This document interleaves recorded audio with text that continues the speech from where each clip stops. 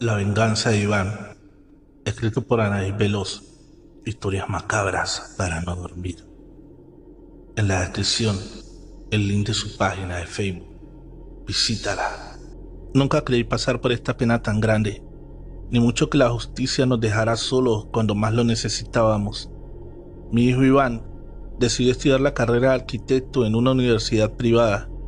Lamentablemente, no teníamos los recursos para apoyarlo. Así que él, en su afán de no dejar sus sueños, trabajó duramente para poder sacar su carrera adelante. Estábamos orgullosos de él. Lo único que me incomodaba era que él se codeaba con jóvenes que no eran de su misma clase social. Los primeros semestres le hicieron la vida de cuadritos, ya que él, al no tener dinero, mi hijo tenía que trasladarse en autobús y no en coche o con chofer como el resto de sus compañeros. Pasaban los meses y mi hijo se ganó el respeto de esos monstruos. Te preguntarás por qué les llamo así. Resulta que unos días antes de graduarse decidieron hacer un viaje de fin de curso a Acapulco. Mi hijo por obvias razones no iría, así que sus compañeros hicieron una colecta para pagar el viaje de Iván. Él estaba feliz, se sentía por fin aceptado. Mi esposo le había dicho que no fuera, pero era tanta su ilusión que terminó por aceptar. Esto que te describiré a continuación, no sé hasta qué punto sea verdad, ya que hubo varias versiones de los hechos. Se dice que llegaron al hotel alrededor de las 3:30 de la tarde y enseguida se metieron a la alberca y comenzaron a beber. Casi a las 8 subieron todos a sus habitaciones a descansar un poco, ya que a las 10 de la noche habían acordado ir al antro de moda. Cuenta su compañero y único amigo Rafael, que Iván ya estaba bastante tomado, motivo por el cual le insistió Rafael que no fueran, que mejor se quedaran a descansar. Pero a las 10 de la noche tocó a la puerta a Ricardo. Ese muchachito era el peor de todo. Incluso varias veces quisieron correrlo de la universidad. Pero como sus papás terminaban donando una fuerte cantidad de dinero a la escuela, lo dejaban permanecer ahí. Ese desgraciado de Ricardo entró junto con 4 jovencitos más y les dijo que era la hora de la fiesta, pero al negarse a ir, él se enfureció y les dijo que él no había pagado el viaje a un muerto de hambre, refiriéndose a mi hijo, para que se viniera a dormir. Rafael trató de calmarlo, incluso le propuso pagar la parte que había gastado en Iván, pero él se negó, argumentando que ahora tenía poder sobre él. ¿Quién demonios puede pensar de esa manera?, le dijo Rafael molesto, tratando de evitar que se llevaran a mi hijo, y esto ocasionó que los otros 4 le dieran una paliza a Rafael hasta dejarlo inconsciente.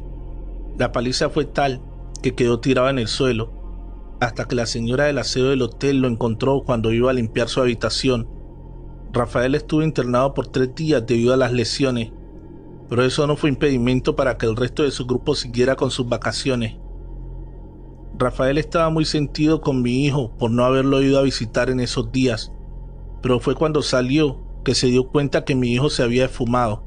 Estaban sus cosas tal cual las había dejado desde que llegaron. Estuvo preguntando por él, pero nadie sabía del paradero de Iván.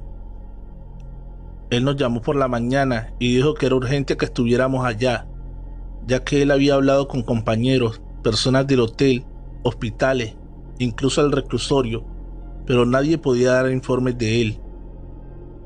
Yo no pude contener el llanto, ya que no tenía la posibilidad económica de viajar en ese momento, a lo que Rafael se ofreció a pagar los gastos míos y de un acompañante. Llegamos por la noche y él fue a recogernos. Estaba bastante golpeado aún. Nos llevó con Ricardo a enfrentarlo, y él, como todo niño rico, malcriado, nos cerró la puerta en la cara. Fuimos a poner una denuncia por la desaparición de mi hijo y las lesiones de Rafael, y casi de inmediato fueron por Ricardo y los 4 jovencitos. Estábamos en la fiscalía cuando vimos que llegaron con ellos esposados. Yo no quería dañarlos, solo quería que me dijeran dónde estaba mi hijo. Justo cuando ya nos íbamos para el hotel, vimos cómo salían esos desgraciados riéndose y gritando como si esto fuera un juego.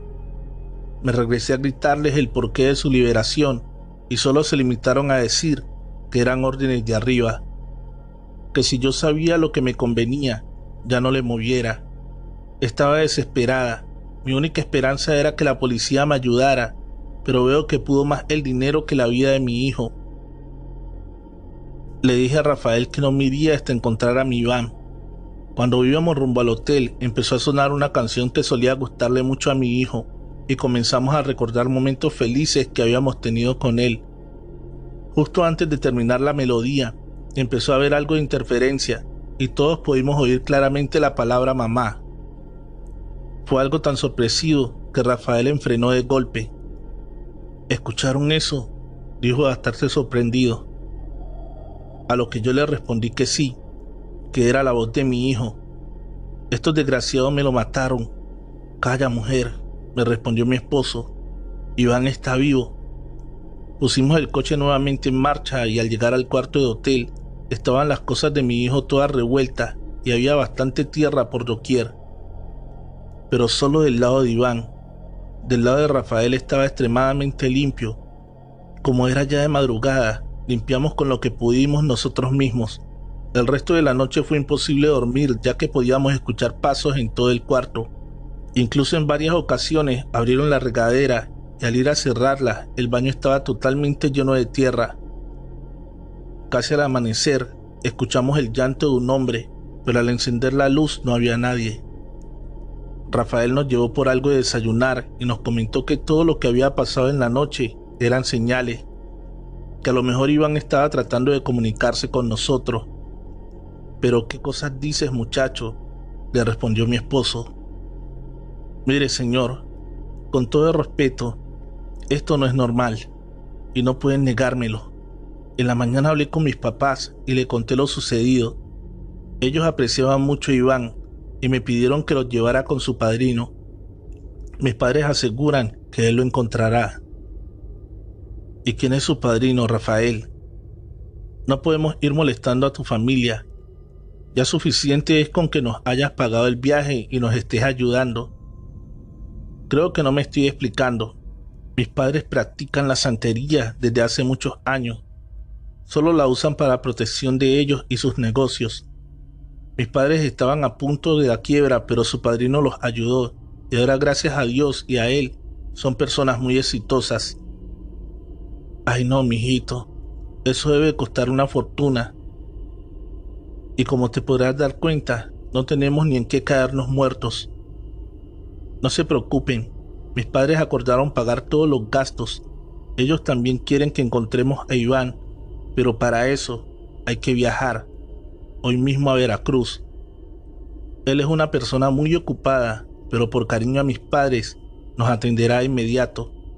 Así que después de desayunar nos fuimos directo hacia el aeropuerto.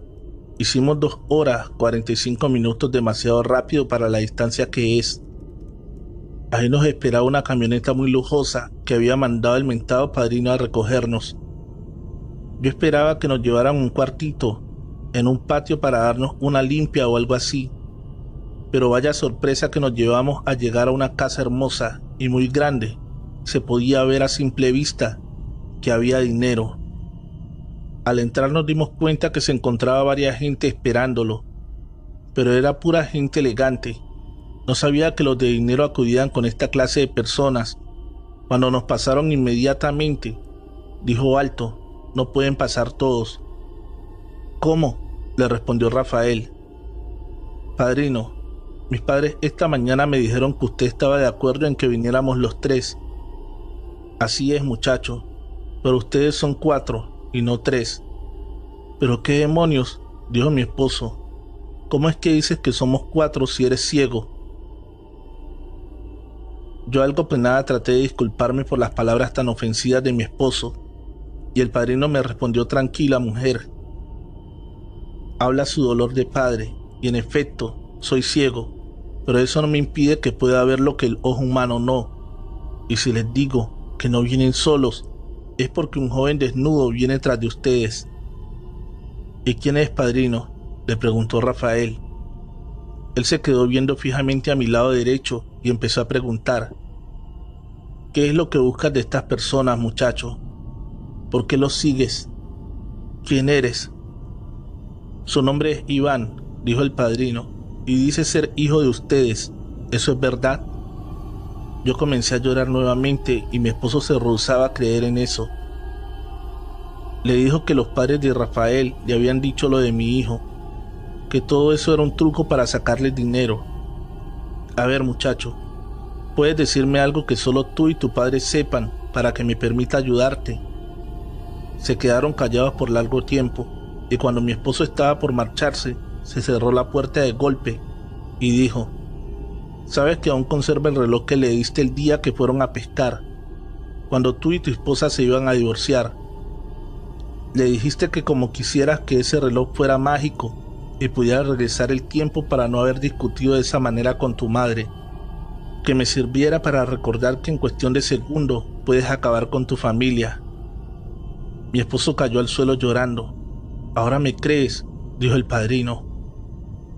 Él solo asintió con la cabeza. ¿Pero dónde está, padrino? Muchacho, muéstranos dónde estás. Él se niega, está avergonzado.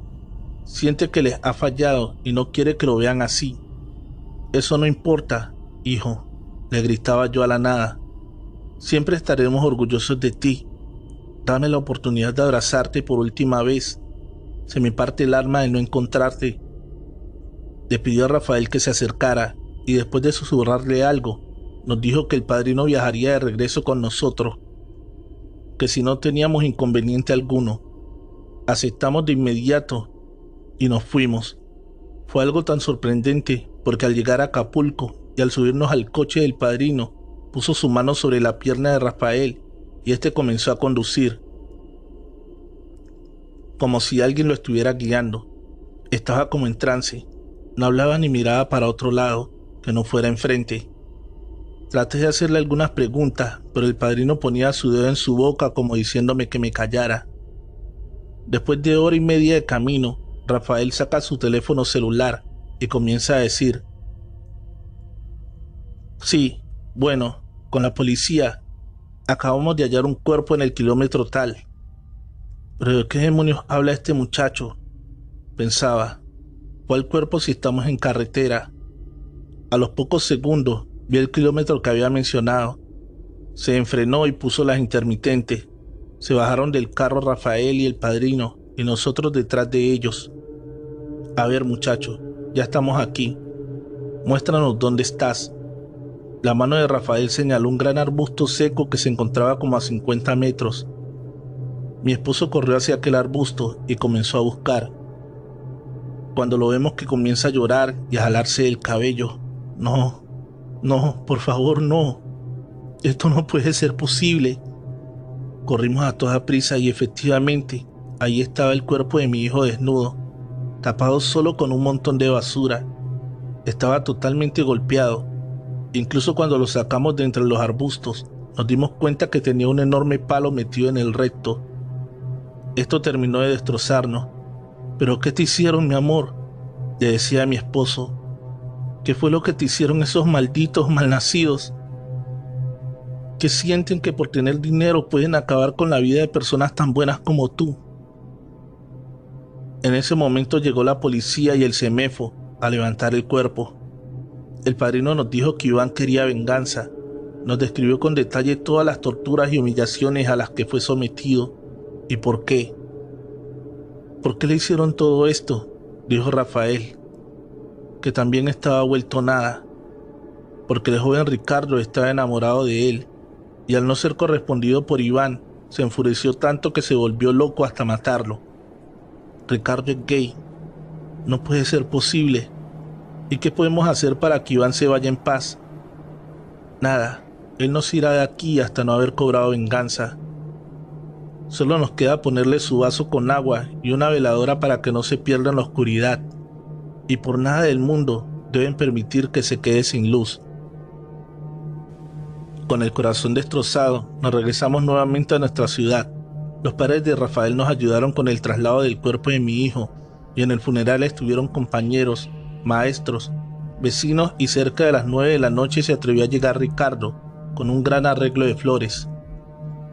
Mi esposo y Rafael, al verlo, lo echaron de inmediato con su ola de asesinos. Ese día en la noche comenzó la venganza de mi hijo. Se cuenta que al salir del funeral se fueron a tomar. Estaban muy ebrios y estaban conduciendo a alta velocidad, cuando repentinamente se tronó una de las llantas, provocando que ésta perdiera el control y se volcara. Afortunadamente, perdieron la vida 3 de los 5 jóvenes que iban. Uno de los que quedó vivo le tuvieron que amputar ambas piernas. Y por último, Ricardo, que era el que iba manejando, perdió un ojo. Y ni con todo el dinero que tenían los papás pudieron hacer algo para ayudarlo, ya que también los padres del resto de los chicos tenían mucho dinero y no pudieron callarlos como lo hicieron con nosotros. Ricardo fue sentenciado a 30 años de prisión por homicidio imprudencial. Y si ustedes creen que ahí termina todo, se equivocan, porque por medio de Rafael nos enteramos que Ricardo le dicen la tuerta y que es la mujer de medio penal. Lo han abusado infinidad de veces, incluso se rumora que lo han obligado a comer su propio excremento. Después de 2 años regresamos con el padrino a llevarle un presente por todo lo que nos había ayudado con mi hijo. Y vaya sorpresa que nos llevamos al ver lo que ya tenía un ojo. Mi esposo le dijo que le daba gusto que al menos ya pudiera ver el mundo de los vivos y no solo de los muertos, a lo que él respondió con una gran sonrisa: este regalo me lo hizo tu hijo. Fue cuando entendí que el ojo que había perdido Ricardo ahora le pertenecía al padrino. Recuerda suscribirte al canal y activar la campanita de notificaciones. Nunca prendas las velas. Escrito por Anaís Bailos. Historias macabras para no dormir. Mi hermana y su hijo me llamaron cerca de las 9 de la noche, argumentando que alguien se había metido a su casa. Y es que ambos vieron un hombre pasar por el patio. Estaban demasiado nerviosos y me susurraban al teléfono que fuera de inmediato. Así que le pedí a Javier, mi esposo, que me acompañara. Afortunadamente vivimos a 2 calles de su casa, así que no tardamos en llegar. Pero al entrar a la casa no encontramos a nadie. Mi hermana estaba hecha un manojo de nervios, al igual que mi sobrino. Así que decidí prepararles un té para calmarlos un poco, cuando de repente grita mi marido: «Ya te vi, cabrón». Salió corriendo a toda prisa hacia el patio. Nosotros salimos tras de él también, solo para darnos cuenta nuevamente que no había nadie. «Esto no puede ser posible», replicaba mi esposo. «Si lo vi bien clarito». «Ay, Javier, te dije que andaba un cabrón aquí, pero ustedes no me querían creer», respondió mi hermana. «Ya cálmense los dos, de seguro ya se fue el fulano ese. Ha de haber estado bien escondido», le dije para tranquilizarlos. «No, Sonia», me respondió mi esposo molesto. «No hay forma de que ese muchacho se haya ido. Ve, está todo muy bien asegurado». «Ay, Javier, no se puede desaparecer de la nada. A lo mejor te lo imaginaste al igual que mi hermana». «Ya te dije que no. No nos imaginamos nada, Sonia». «¿Cómo es que lo vimos claramente?» «Pues no sé. Aparte que no dices que es imposible entrar si todo está muy bien asegurado». «Por eso mismo es que no lo entiendo. Decidimos quedarnos esa noche para no dejar sola a mi hermana, pero estaba decidida a mostrarles que todo había sido producto de su imaginación. Hasta que en la mañana siguiente estábamos desayunando, cuando escuchamos un pequeño golpe y al voltear, lo primero que vimos fue un joven que se asomaba por la puerta del patio. Nuevamente salimos en busca de aquel joven, pero nada. El chico seguía sin aparecer. «¿Ahora sí me crees?», me dijo mi hermana. Yo solo asentí con la cabeza, pues ahora que el muchacho nos estaba viendo fijamente por la ventana de la sala. «Sonia, Sonia, ¿estás bien?», me decía mi esposo al verme que empezaba a palidecer. Le señalé hacia la ventana, pero esta vez nadie salió tras de él. Nos quedamos helados por unos minutos. Todos estábamos demasiado nerviosos, pues no nos explicábamos cómo era posible que el joven cambiara de lugar con tal rapidez. «Vayan por doña Manuela, pero no le comenten nada», dijo mi esposo. Nos fuimos a toda prisa por ella, pues según decían los vecinos que doña Manuela podía ver y hablar con los muertos, y aunque no se dedicaba precisamente a eso, Ella había ayudado a mucha gente de los alrededores. Doña Manuela, le gritaba a mi hermana mientras golpeaba insistentemente su puerta. «Pero qué escándalo, muchacha», contestó algo molesta. «Nos manda Javier, mi esposo, señora. Trae un dolor terrible en el estómago y me pidió que viniera por usted, para que lo revisara, según dice traer tremendo empacho». «Muchachas tan mentirosas», respondió doña Manuela. «Ese Javiercito no tiene ningún empacho. De lo que hay que curar a mi muchacho es del susto. Así que vamos pues, muchachas». No le respondimos nada, pues Javier quería saber qué tan buena era y no queríamos darle pista alguna de lo que estaba sucediendo. Al llegar a casa, mi esposo nos recibió con un café y casi de inmediato doña Manuela comenzó a decir: «Ya te vi condenado, chamaco». Nos quedamos en shock al escucharla, pues nadie le había dicho que se trataba de un joven. «¿Pasa algo, doña Manuela?», le preguntó mi esposo fingiendo no saber de lo que hablaba. «Pues me trajeron para ver qué quería este joven, ¿qué no?», repuso la señora. «Sí», le contestó mi hermana temerosa. «Acércate, muchacho», le decía doña Manuela a la nada. «¿Qué pasa? ¿Quién es? ¿Qué es lo que quiere?», le preguntaba nerviosa.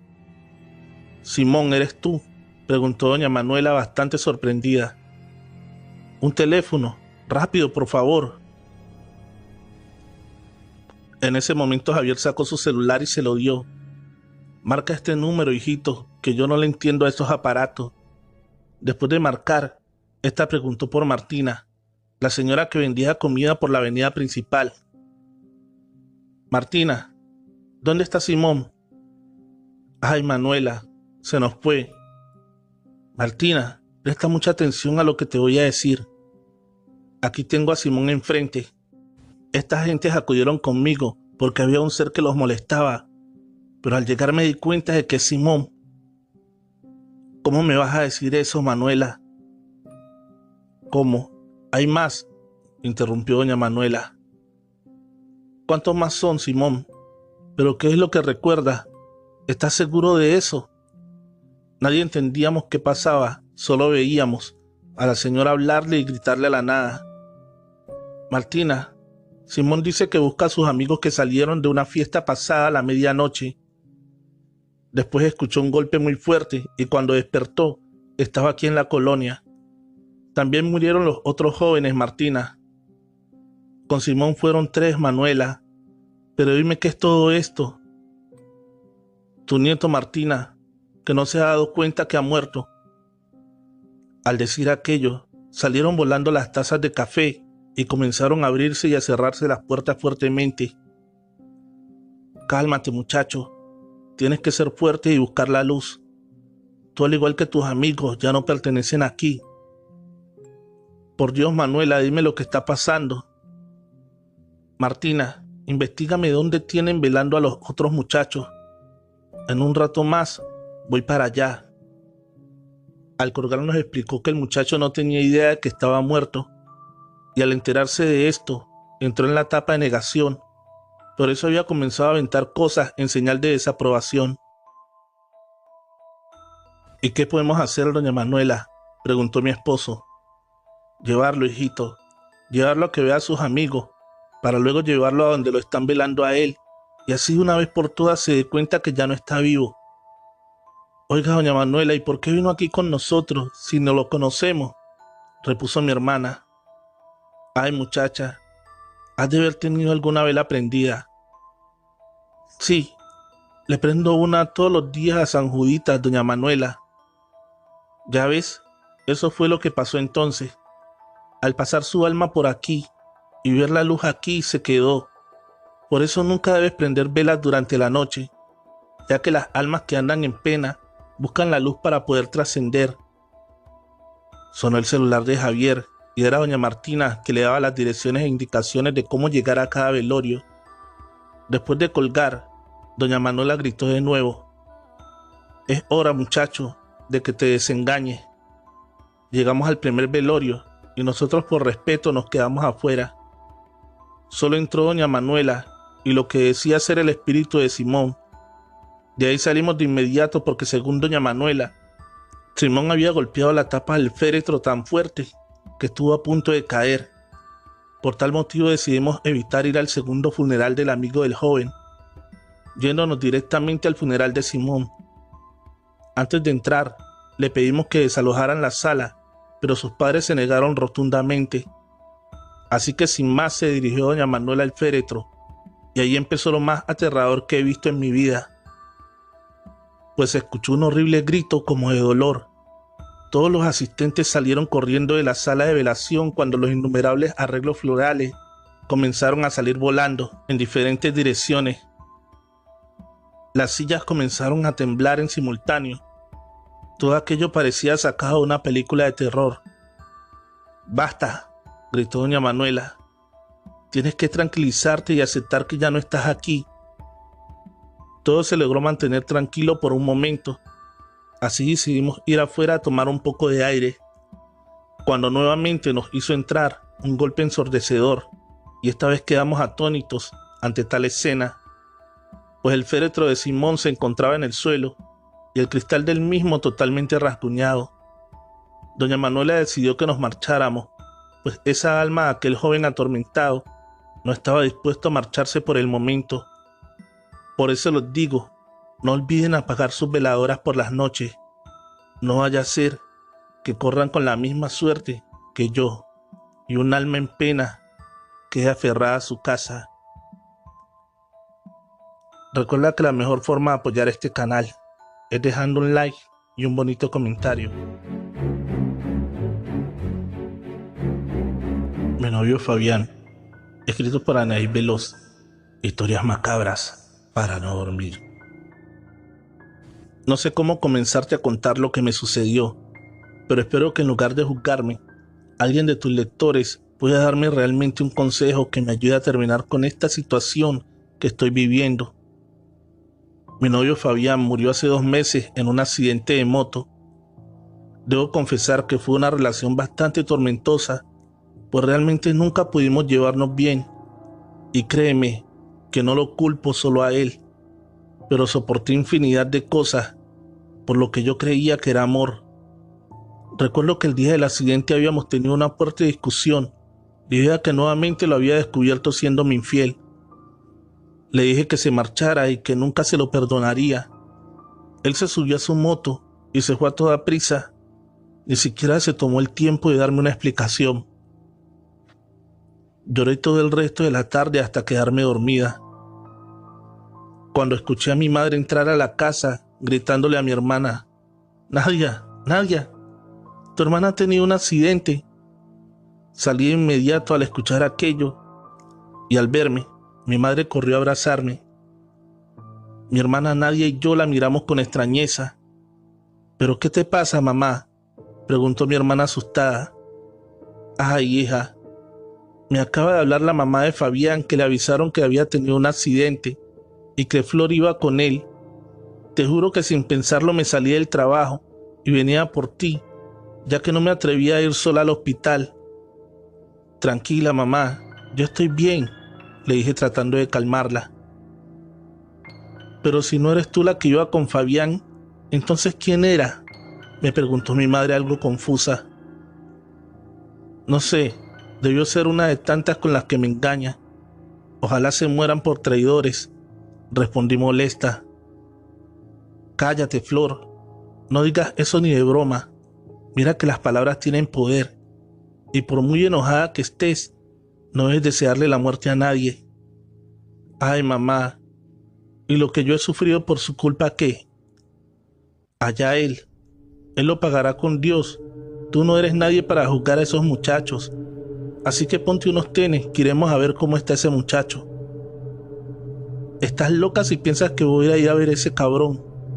Todavía me engaña y se accidenta con la amante, y tú quieres que le vaya a hacer las curaciones».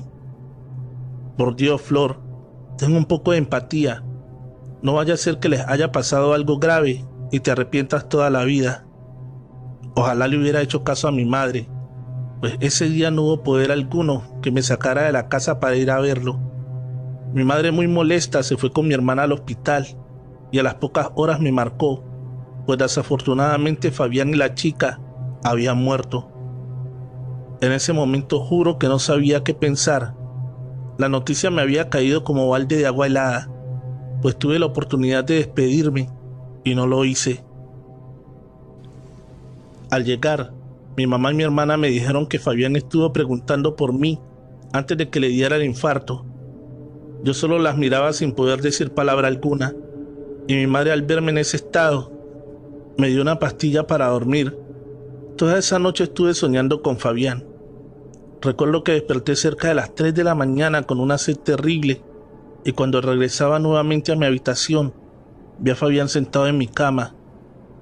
En ese momento comencé a gritar y a llorar, así que de inmediato llegó mi mamá y mi hermana a ver qué era lo que estaba pasando. Les dije que Fabián estaba en mi habitación, pero ellas no me creyeron. Dijeron que solo era mi remordimiento por no haberlo despedido, pero yo estaba segura de lo que había visto. A la mañana siguiente, mi madre nos pidió que nos alistáramos porque iríamos al velorio de Fabián un rato, y así lo hicimos. Al llegar, todo el mundo comenzó a darme el pésame. La mamá de Fabián me condujo hacia el ataúd para verlo, y justo cuando me acerqué a la sala de velación, se inundó con el perfume de Fabián. «¿Pero qué demonios?», dijo su papá. «¿De dónde viene ese olor? Espero que no sea una broma de mal gusto», gritó molesto. A lo que uno de sus hermanos respondió: «El olor sale de aquí, papá», señalando el ataúd.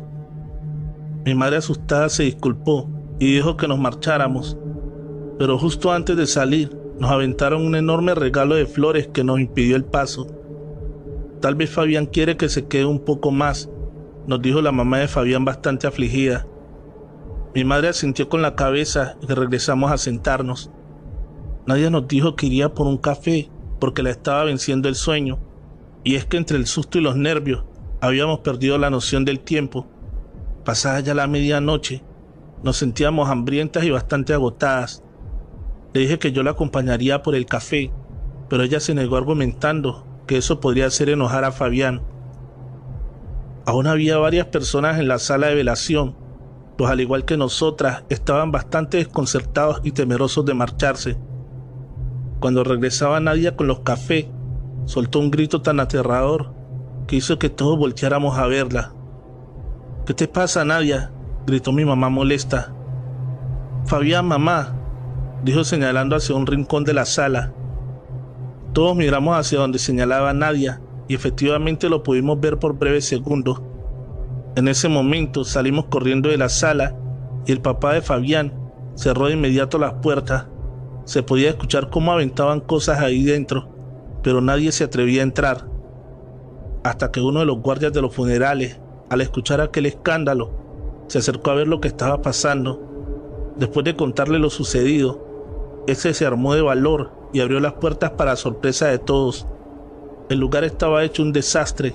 Las sillas, las coronas y los arreglos florales estaban tirados por toda la sala. No quisimos saber más y nos marchamos del lugar, pero al llegar a casa tampoco pudimos descansar, pues mi madre, Nadia y yo podíamos escuchar los llantos y pasos de un hombre. Hasta la fecha toda esta situación no ha parado, pues aún teniendo visita no dejan de escucharse aquellos lamentos. Por las noches hemos visto a Fabián deambular por la casa. Les pido algún consejo de cómo parar esto, pues ha decaído mucho nuestra salud debido a todos estos acontecimientos. Recuerda suscribirte al canal y activar la campanita de notificaciones. Mala decisión. Escrito por Anaí Veloz. No querrás que te lo cuente. Había sido una noche fantástica, pues por fin habíamos podido ser los estelares de tan famoso centro nocturno. No les mentiré, pero me sentía toda una celebridad. Le pedí a Sergio, el vocalista y representante del grupo, que fuéramos a los camerinos, pues ahí nos estarían esperando para recibir nuestra paga. Pero justo cuando íbamos en camino, un grupo de jovencitas nos detuvo para pedirnos alguna fotografía. Aceptamos de inmediato, y cuando estábamos por seguir nuestro camino, llegó Antonio, el baterista del grupo, con 4 muchachitas que a simple vista se podía notar que eran menores de edad. Sergio le quiso llamar la atención porque no podíamos perder la imagen, ahora que estábamos por alcanzar el estrellato, pero él se defendió argumentando que eran sus vecinas. Yo particularmente noté a una de ellas bastante nerviosa, pues apresuraba a las demás para irse del lugar. Después de solo 2 fotos y unas cuantas firmas, decidieron marcharse. Entramos a los camerinos y después de recibir nuestra paga, nos fuimos a descansar a casa. Recuerdo que eran cerca de las 9 de la mañana cuando Antonio me llamó. Bueno, Gabriel, siento mucho marcarte tan temprano. Está todo bien, Antonio, le dije al escucharlo bastante nervioso. ¿Recuerdas a las chicas de anoche, las que les comenté que eran mis vecinas? Sí, ¿qué pasa con ellas? Asesinaron a una de ellas saliendo del evento y las otras están heridas. ¿Pero cómo es posible si eran casi unas niñas? Mira, no sé bien qué pasó. Me han llamado a declarar y muy probablemente también te llamen a ti. Siento mucho lo que les pasó, pero ¿yo qué tengo que ver con eso, Antonio? Mira, tranquilo, Gabriel. Es solo una rutina, según dicen las autoridades, ya que encontraron en el taxi donde viajaba nuestro disco y varios póster. También revisaron los teléfonos celulares y las últimas fotos fueron las que se tomaron con nosotros. No te preocupes, amigo, todo estará bien. Después de colgar le informé a mi esposa lo que estaba sucediendo. Ella se puso bastante nerviosa, pues según decía que las autoridades tratarían de culparnos. Y al cuestionarla el por qué decía eso, ella se limitó a decirme que siempre pasa lo mismo en México. Los culpables quedan libres y a los inocentes son a los que meten presos. Traté de tranquilizarla porque solo me ponía más nervioso con sus comentarios.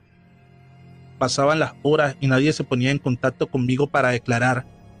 Hasta casi las 6 de la noche, fue que Antonio me marcó nuevamente.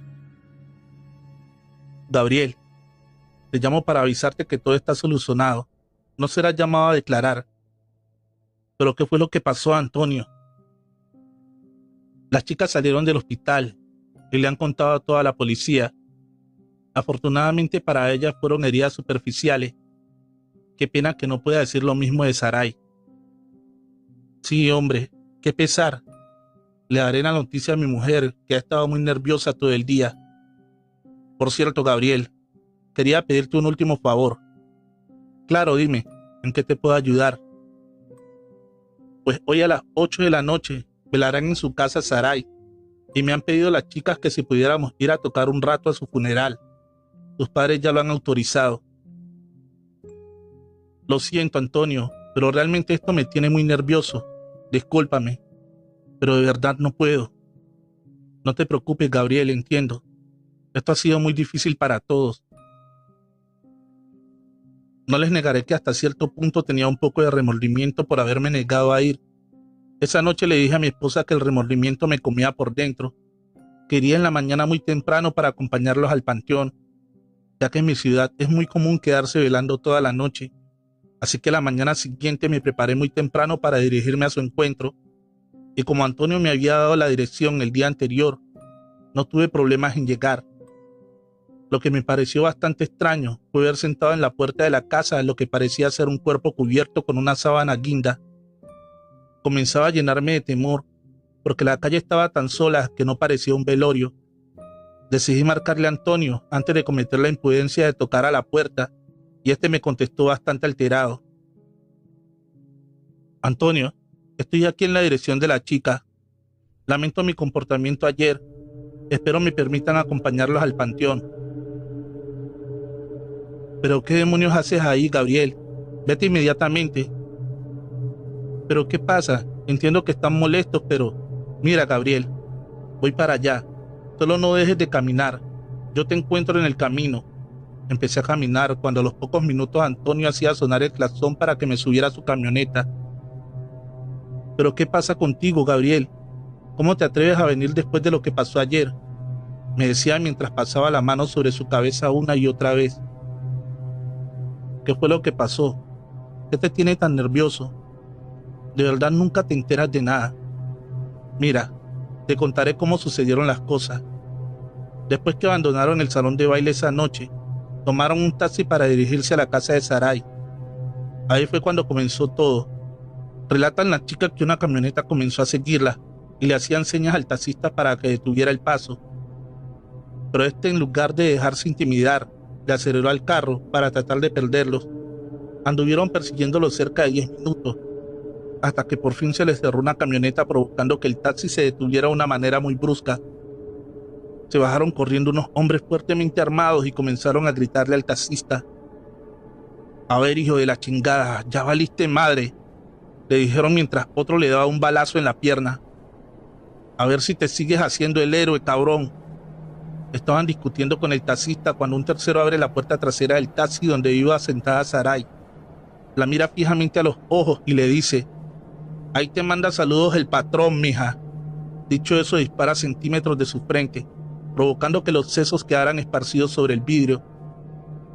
El resto de las chicas comenzaron a gritar y a suplicar por su vida, y ese desgraciado que había asesinado a Sarai le disparó en la mano a una de las otras jóvenes.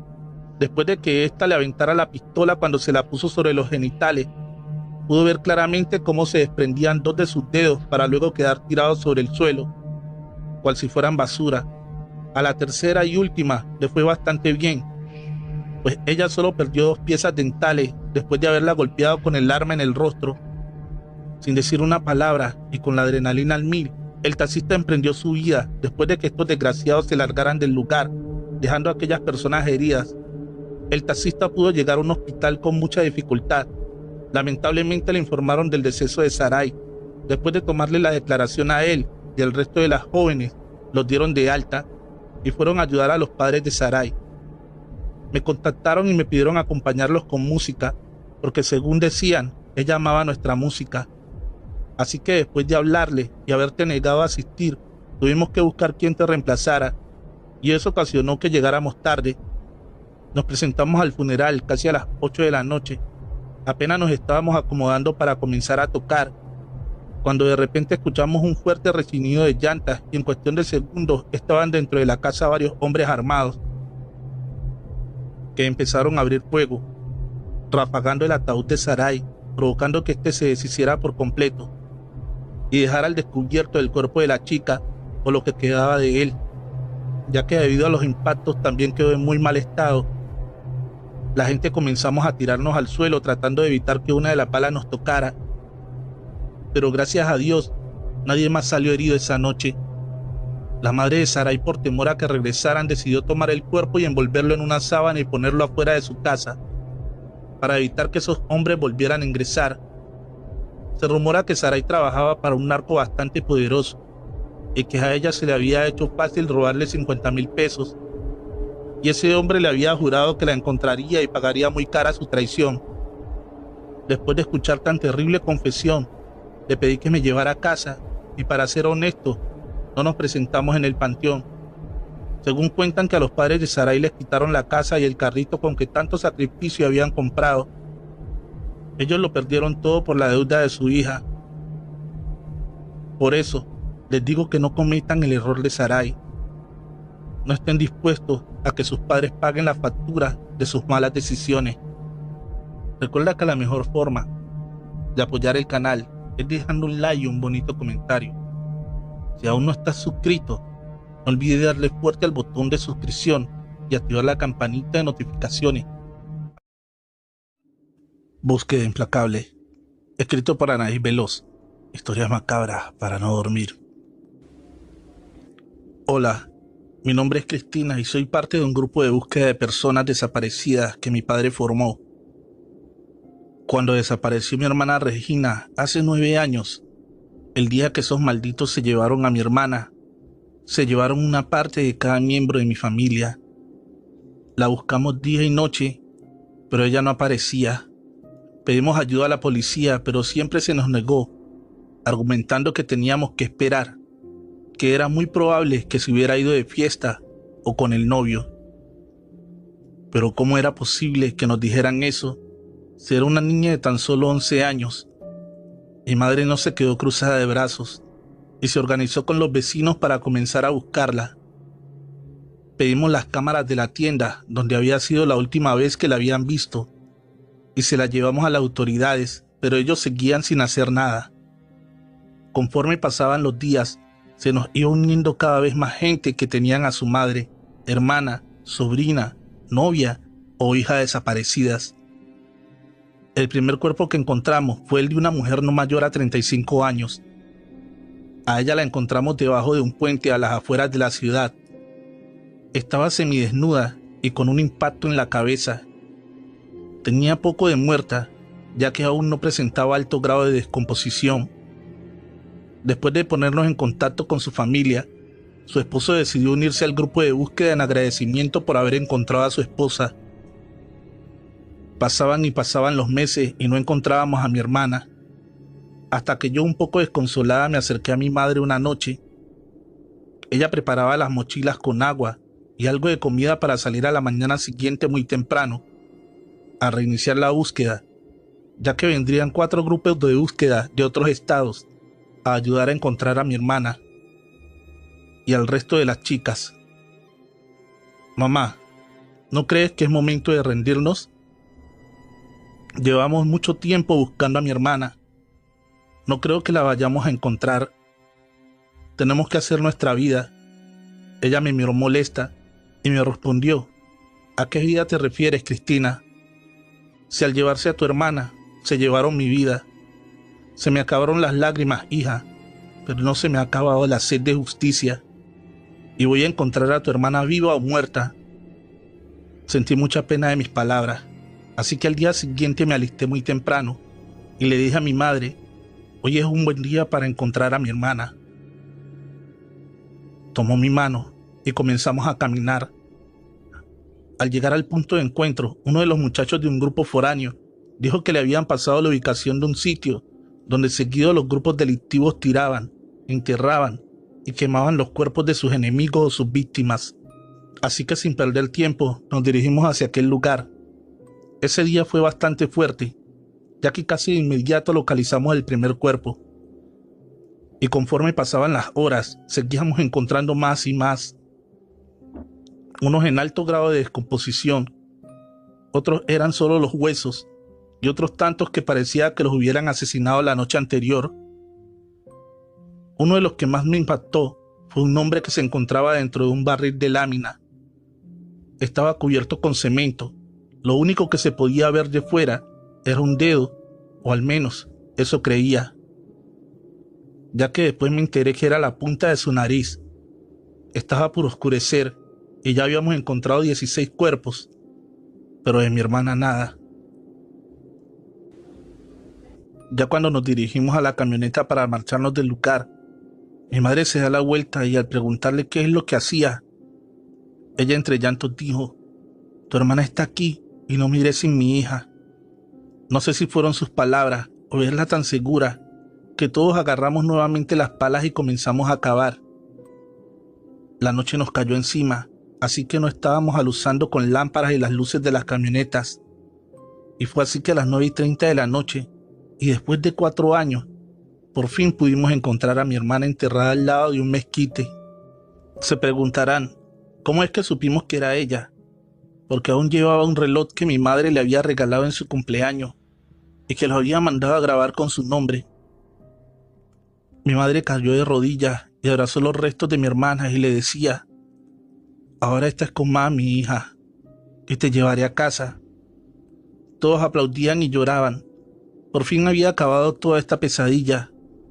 Después de haberla sepultado, mi madre decidió abandonar el grupo de búsqueda, pero a los 2 meses recibió una llamada del grupo que había ayudado a encontrar a Regina y le pidieron apoyo para buscar a 8 mujeres que habían desaparecido en Ciudad Juárez.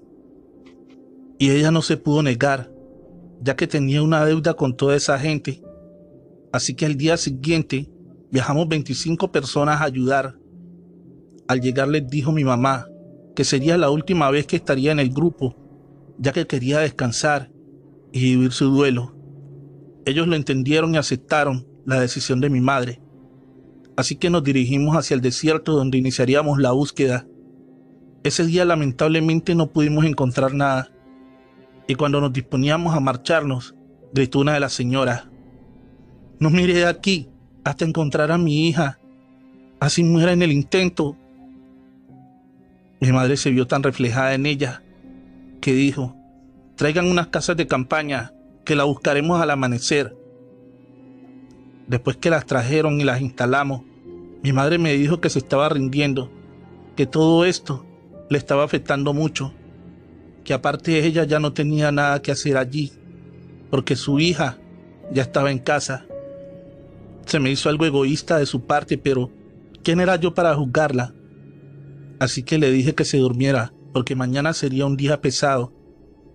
Cerca de las 3 de la mañana me dijo que quería ir al baño, que si la acompañaba, y después de ponerme los tenis, caminamos algunos metros para hacer del baño.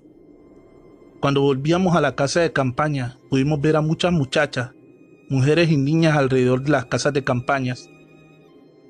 Se veían muy mal, unas golpeadas, otras mutiladas, con la mirada perdida, llena de tristeza y rencor. Nos quedamos heladas al ver esta escena. Yo comencé a gritar y mi madre seguía ahí parada sin decir una palabra.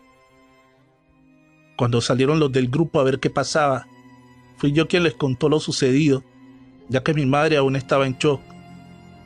Ella solo sonreía y lloraba a la vez. ¿Pero qué es lo que tienes, madre?, le preguntaba asustada. Vi a tu hermana Cristina. La vi entre todas esas mujeres. Es una señal que no quiere que deje esta lucha. Quiere que yo las encuentre, al igual que la encontré a ella. Uno de los señores que se encontraban ahí dijo que son las almas de todas esas jóvenes que no han podido ser encontradas y vagan esperando algún día volver a casa. Muchos las hemos podido ver. Esa fue la razón por la que decidí unirme al grupo, para que regresen a casa y puedan descansar en paz. Al amanecer, estábamos llenos de energía, ya que nos movía el amor y la ilusión de encontrarlas. Ese día quedó grabado en los recuerdos de mucha gente, ya que hicimos el hallazgo más grande de esta fecha. Encontramos 45 cuerpos, 45 mujeres que después de todo lo sufrido, por fin descansarán en paz. Desde ese día mi madre ha seguido su lucha, ya que es la voz de quien ya no puede hablar. Mi querida Marisol, escrito por Anaís Veloz, historias macabras para no dormir. Solía ser el típico rompecorazones en mi juventud. Creía que podía comerme el mundo a pedazos si así lo deseaba. Andaba de bar en bar, junto a mi banda tocando y cantando las más bellas canciones de rock en español de mi época. Generalmente me la pasaba alcoholizado la mayor parte del tiempo, ya que no me importaba nada más que ganarme unos cuantos pesos y pasarla bien. Me sentía como una estrella de rock. El físico me ayudaba bastante, el ir y venir de las jovencitas que solo las usaba por un rato, para después desecharlas, cual si fueran basura. Sé que les molestaba bastante a todas las señoritas que lean mi relato, pero les aseguro que conforme lo lean, verán que pagué muy caro el precio de tan terrible comportamiento. Fue un 31 de octubre, lo recuerdo bien, ya que esa fecha la llevo tatuada en mi corazón. La mejor y más popular disco de mi ciudad estaba organizando un concurso de disfraces.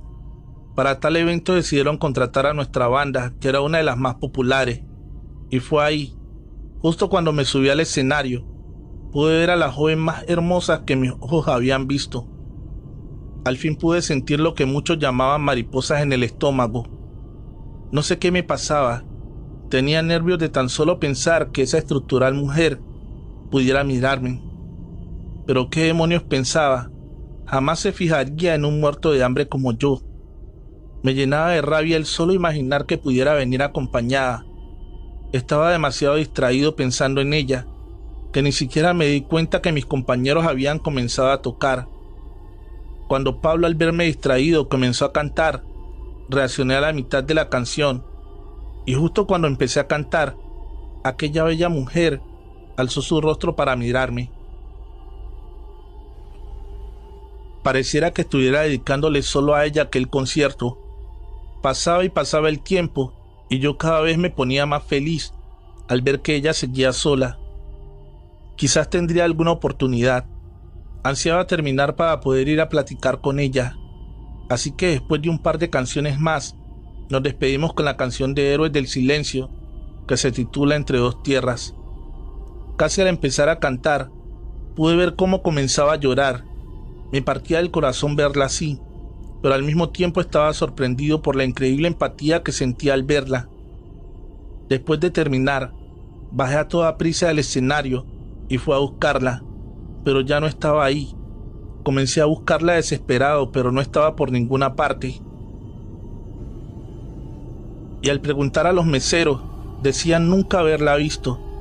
Salí a comprar unos cigarrillos bastante desanimado, y vaya sorpresa que me llevé al verla parada fuera de la disco como buscando un taxi. Me acerqué y le pregunté su nombre. Dijo llamarse Marisol. Le dije que si podría llevarla a casa, y ella de inmediato aceptó. Así que sin avisarle al resto de la banda, comenzamos a caminar y al pasar por un pequeño parque ella se sentó en una de las bancas y dijo que si podíamos quedarnos ahí un rato. Yo acepté de inmediato y ella acarició mi rostro con una ternura que me erizaba la piel. Solo que sus manos eran tan frías cual témpano de hielo. Me quité mi chamarra y la coloqué sobre sus hombros, pero esta no lograba cambiar su temperatura. Le pregunté qué hacía sola en aquella disco y ella me respondió que su padre era el dueño y que había ido a esperar a su novio, pero que él nunca llegó. No les mentiré, pero eso me llenó de alegría, el saber que tenía una mínima oportunidad de conquistarla. Le dije que no sabía que Alfonso tuviera hijas, que solo conocía a sus hermanos. Ella sonrió tiernamente y dijo, es que mi papi es muy celoso y aún cree que soy su niña. No sé en qué momento se pasó el tiempo tan rápido, pero justo antes de amanecer, ella se paró a toda prisa y dijo que tenía que marcharse. Yo intenté detenerla, pero comenzó a caminar a toda prisa y me fue imposible alcanzarla. Me fui a mi casa a dormir un poco, ya que por la noche iría a buscarla nuevamente a la disco. Así que al anochecer fui con el pretexto de cobrar lo de la tocada anterior, y al llegar me encontré a Alfonso en la puerta. Yo algo avergonzado le dije que solo había acompañado a su hija Marisol a casa. En ese momento Alfonso enfureció, me tomó de la camisa y me empujó contra la pared. ¿Pero qué demonios has dicho, vago muerto de hambre? Yo algo asustado por la reacción de él, traté de explicarle que no había pasado nada, pero él no me escuchaba, solo comenzó a golpearme hasta quedar inconsciente.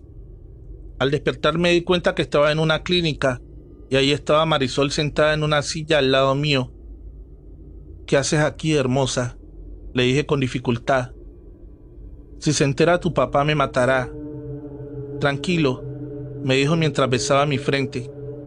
Él no quiso hacerte daño, él tiene miedo. ¿Miedo?, le contesté sarcástico. Miedo le tengo yo, mira cómo me dejó. Él no quiere que me vuelvan a lastimar, pero yo jamás lo haría. Si no me defendí fue porque estoy enamorado de ti, y al pegarle a tu padre te dolería muchísimo, pero eso no fui capaz de levantarle la mano. Ella se quitó una pequeña cadenita con una medalla en forma de sol y me dijo, cuando te venga a ver, muéstrasela, y él sabrá que te amo, y jamás se atreverá a pegarte de nuevo. Ahora tengo que irme, pero recuerda, yo también te amo. Me quedé dormido casi de inmediato cuando se fue. A la mañana siguiente, mientras desayunaba, entró Alfonso con sus hijos. Yo me puse bastante nervioso y creo que ellos lo notaron, porque me dijo de inmediato, tranquilo muchacho, no vengo a hacerte daño. Ya está pagada la clínica y vengo para llevarte a tu casa y a pedirte una disculpa. No sé qué me pasó anoche, perdí los estribos. Espero y puedas perdonarme. Lo siento, Alfonso, pero estoy enamorado de tu hija y creo que ella de mí. Enfureció nuevamente y me gritó, ¿acaso crees que soy tu burla? Intentó pegarme de nuevo, pero sus hijos lo detuvieron. Fue entonces que me armé de valor y le dije, tu hija vino a verme anoche y me dio esta cadena como símbolo de nuestro amor. Me dijo que te la mostrara y tú entenderías, pero qué equivocada estaba. En ese momento los tres comenzaron a llorar. Pero no puede ser posible, repetían una y otra vez. ¿Por qué no lo aceptan? Porque soy pobre, les dije lleno de ira. No, contestó uno de sus hermanos. Porque está muerta. Me quedé totalmente helado. No creía que fueran capaces de inventar tal cosa con tal de no verme a su lado.